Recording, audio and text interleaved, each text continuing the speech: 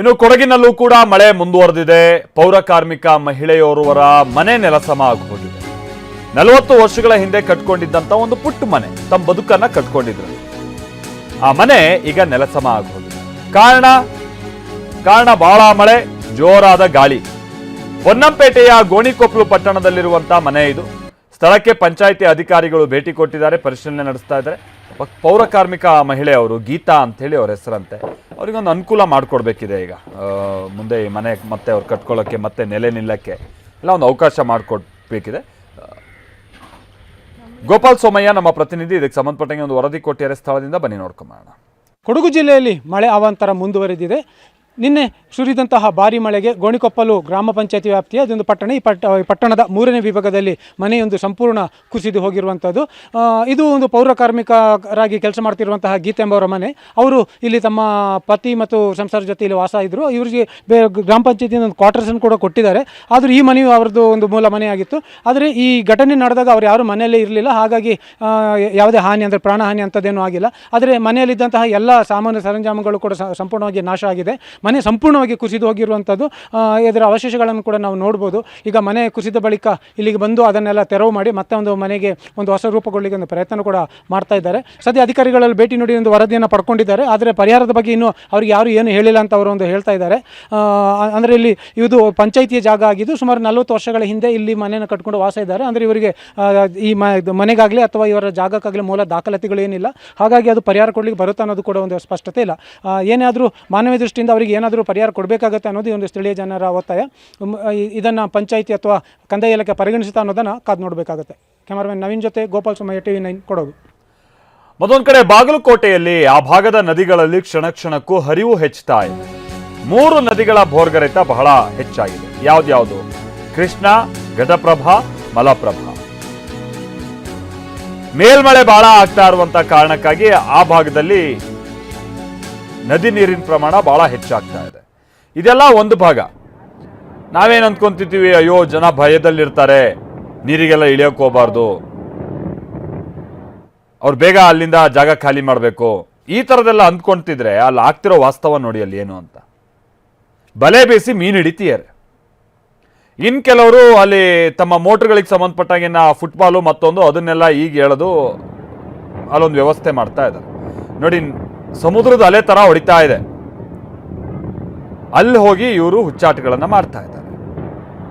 ಸ್ವಲ್ಪ ಆಯ ತಪ್ಪಿದ್ರು ಕೂಡ ನದಿ ನೀರಲ್ಲಿ ಮುಳುಗೋ, ಎಂಥದ್ದೇ ಆತ ಈಜ್ಗಾರ ಆಗಿದ್ರು ಕೂಡ ಗ್ರಾಚಾರ ಕೆಡ್ತು ಅಂದ್ರೆ ಅದು ಇಂಥ ಹರಿವಲ್ಲಿ ಬಹಳ ಅನಾಹುತ ಆಗೋ ಚಾನ್ಸಸ್ ಇರುತ್ತೆ. ಅದನ್ನು ಇವರು ಅರ್ಥ ಮಾಡ್ಕೊಳ್ತಾ ಇಲ್ಲ. ಮಹಾರಾಷ್ಟ್ರದ ಪಶ್ಚಿಮ ಘಟ್ಟ ಪ್ರದೇಶದಲ್ಲಿ ಬಹಳ ಮಳೆ ಆಗ್ತಾ ಇರೋ ಕಾರಣದಿಂದಾಗಿ ಹಿಪ್ಪರಗಿ ಜಲಾಶಯಕ್ಕೆ ನೋಡಿ 1.19 ಲಕ್ಷ ಕ್ಯೂಸೆಕ್ ಒಳಹರಿವಿದೆ. 1 ಲಕ್ಷಕ್ಕಿಂತ ಹೆಚ್ಚಿನ ಕ್ಯೂಸೆಕ್ ಅಷ್ಟು ಒಳಹರಿವು. ಇಲ್ಲಿ ನೋಡಿದ್ರೆ ಅವ್ರು ಹುಚ್ಚಾಟ ಮಾಡ್ತಾರೆ. ಬಾಗಲಕೋಟೆ ಜಿಲ್ಲೆ ರಬಕವಿ ಬನಹಟ್ಟಿ ತಾಲೂಕಿನ ಹಿಪ್ಪರಗಿ ಡ್ಯಾಮ್ ಕಡೆಗೆ ನೀರು ಬಹಳ ಬರ್ತಾ ಇದೆ. ನದಿ ಪಾತ್ರದ ಜನ ಎಚ್ಚರಿಕೆಯಿಂದ ಇರಬೇಕು ಅನ್ನುವಂಥ ಸೂಚನೆಯನ್ನ AC ಶ್ವೇತಾ ಅವರು ಕೊಟ್ಟಿದ್ದಾರೆ.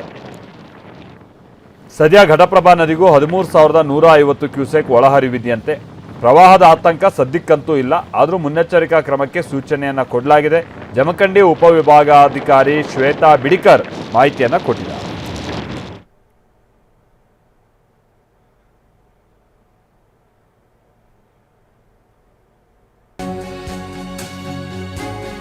ಹೀಗೆ ಮಹಾರಾಷ್ಟ್ರ ಭಾಗದಲ್ಲಿ ಬಹಳ ಮಳೆ ಆಗ್ತಾ ಇರುವಂತಹ ಕಾರಣಕ್ಕಾಗಿ ಬಾಗಲಕೋಟೆಯ ಯಮನೂರು ಕಿರು ದರ್ಗಾ ಮುಳುಗಡೆಯಾಗಿದೆ. ಹಳೆಯ ಬಾಗಲಕೋಟೆ ಸುತ್ತುವರೆದಿದೆ ಘಟಪ್ರಭಾ ಹಿನ್ನೀರು. ಘಟಪ್ರಭಾ ನದಿಗೆ 15,000 ಕ್ಯೂಸೆಕ್ ಅಷ್ಟು ನೀರು ಒಳಹರಿವಿನ ರೂಪದಲ್ಲಿ ಬರ್ತಾ ಇದೆ. ಈ ಸಂದರ್ಭದಲ್ಲಿ ಅಲ್ಲಿದ್ದಂಥ ಒಂದು ದರ್ಗಾ ಹೀಗೆ ಮುಳುಗಡೆ ಆಗಿರೋದನ್ನ ನೀವಿಲ್ಲಿ ನೋಡ್ತಾ ಇರ್ಬೋದು. 7 ರಿಂದ 8 ಗ್ರಾಮಗಳಿಗೆ ಸದ್ಯ ದೋಣಿ ಸಂಪರ್ಕ ಮಾತ್ರ ಈಗ ಅನಿವಾರ್ಯತೆ ಆಗೋಗಿದೆ. ರವಿಮುಖಿ ನಮ್ಮ ಪ್ರತಿನಿಧಿ ಇದಕ್ಕೆಲ್ಲ ಸಂಬಂಧಪಟ್ಟಂಗೆ ಒಂದು ವರದಿ ಕೊಟ್ಟಿದ್ದಾರೆ, ಬನ್ನಿ ನೋಡ್ಕೊಂಬ. ಏನು ಮಹಾರಾಷ್ಟ್ರದ ಪಶ್ಚಿಮ ಘಟ್ಟದಲ್ಲಿ ನಿರಂತರವಾಗಿ ಸುರಿಯುತ್ತಿರುವ ಧಾರಾಕಾರ ಮಳೆ ಹಿನ್ನೆಲೆಯಲ್ಲಿ ಈಗಾಗಲೇ ಏನು ನದಿಗಳಿಗೆ ಜೀವ ಕಳೆ ಬಂದಿರುವಂಥದ್ದು, ಆ ಒಂದು ದೃಶ್ಯವನ್ನು ನಾವು ತೋರಿಸ್ತಾ ಇದ್ವಿ. ಸದ್ಯ ನಾವು ಇರುವಂಥದ್ದು ಬಾಗಲಕೋಟೆಯ ಸಮೀಪದಲ್ಲಿರುವಂಥ ಘಟಪ್ರಭಾ ನದಿಯ ಆರ್ಭಟ ಹೇಗಿದೆ ಮತ್ತು ಅದರ ಹಿನ್ನೀರಿನ ಒಂದು ಸೆಳೆತ ಹೇಗಿದೆ ಅನ್ನೋದಕ್ಕೆ ಇಲ್ಲೊಂದು ಸ್ಪಷ್ಟವಾದಂತಹ ಆ ಚಿತ್ರಣವನ್ನು ತೋರಿಸ್ತಾ ಇದ್ದೀವಿ. ಅಂದರೆ ಸಹಜವಾಗಿ ನಿರಂತರವಾಗಿ ಏನು ಮಳೆ ಆಗ್ತಾ ಇರೋದ್ರಿಂದ ಕೃಷ್ಣಾ ನದಿ ಆಗಿರ್ಬೋದು, ಘಟಪ್ರಭಾ ನದಿ ಆಗಿರ್ಬೋದು, ಎರಡೂ ನದಿಗಳ ಒಂದು ಹರಿವಿನ ಪ್ರಮಾಣ ಕ್ಷಣಕ್ಕೂ ಕೂಡ ಹೆಚ್ಚುತ್ತಾನೆ ಸಾಗ್ತಾ ಇರುವಂಥದ್ದು.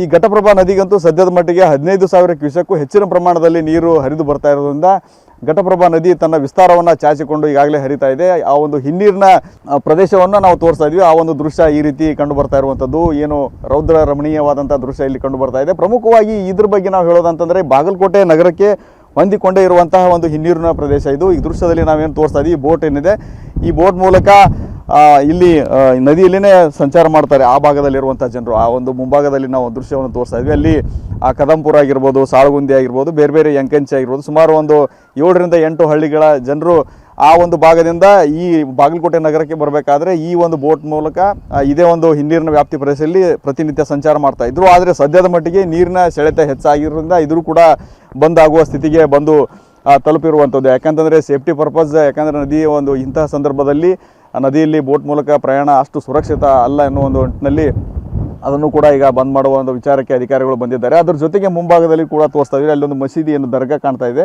ಅದು ಕೂಡ ಯಮನೂರು ದರ್ಗಾ ಅಂತ ಕರೀತಾರೆ, ಅದು ಈಗ ಜಲಾವೃತ ಆಗಿರುವಂಥದ್ದು. ಅದರ ಜೊತೆಗೆ ಅದೇ ಮುಂಭಾಗದಲ್ಲಿನೇ ಇಂತಹ ಒಂದು ಆ ನೀರಲ್ಲೇ ಮೀನು ಹಿಡುವ ಕೆಲಸವನ್ನು ಕೂಡ ಅಲ್ಲಿನ ಕೆಲವೊಂದಿಷ್ಟು ಯುವಕರು ಮಾಡ್ತಾ ಇರುವಂಥದ್ದು. ಒಟ್ಟಿನಲ್ಲಿ ಇಷ್ಟು ದಿನ ನೀರಿಲ್ಲದೆ ಸಂಪೂರ್ಣವಾಗಿ ನದಿ ಖಾಲಿಯಾಗಿತ್ತು, ಎಲ್ಲ ಕಡೆ ಬರದ ಛಾಯೆ ಆವರಿಸಿತ್ತು. ಆದರೆ ಸದ್ಯದ ಮಟ್ಟಿಗೆ ಸಮಾಧಾನಕರ ಸಂಗತಿ ಅಂತಂದರೆ ನದಿ ತೀರದ ವ್ಯಾಪ್ತಿಯಲ್ಲಿ ಇರುವಂತಹ ಗ್ರಾಮಸ್ಥರಿಗೆ ಕುಡಿಯುವ ನೀರಿನ ಸಮಸ್ಯೆ, ಅದರ ಜೊತೆಗೆ ಜನ ಜಾನುವಾರುಗಳ ಸಮಸ್ಯೆ, ಅದರ ಜೊತೆಗೆ ಕೃಷಿಗೂ ಕೂಡ ಒಂದು ಅನುಕೂಲಕರವಾಗುವ ನಿಟ್ಟಿನಲ್ಲಿ ನದಿಯಲ್ಲಿ ನೀರು ಹರಿದು ಬರ್ತಾ ಇದೆ. ಅದೊಂದು ಸಮಾಧಾನಕರ ಸಂಗತಿ ಅಂತ ಹೇಳ್ಬೋದು. ಆದರೆ ಅದನ್ನು ಹೊರತುಪಡಿಸಿ ಇತರೆ ಪ್ರದೇಶಗಳಲ್ಲಿ ಮಾತ್ರ ಒಣ ಬೇಸಾಯದ ರೈತರೇನಿದ್ದಾರೆ ಅವರಿಗೆ ಮಳೆ ಆಗದೇ ಇರುವ ಹಿನ್ನೆಲೆಯಲ್ಲಿ ಇಂದಿಗೂ ಕೂಡ ಆಕಾಶಕ್ಕೆ ನೋಡುವಂತಹ ಪರಿಸ್ಥಿತಿ ನಿರ್ಮಾಣವಾಗಿದೆ. ಕ್ಯಾಮ್ರಾಮನ್ ಬಾಪು ಜೊತೆ ರವಿ ಮೂಕಿ, TV9 ಬಾಗಲಕೋಟೆ.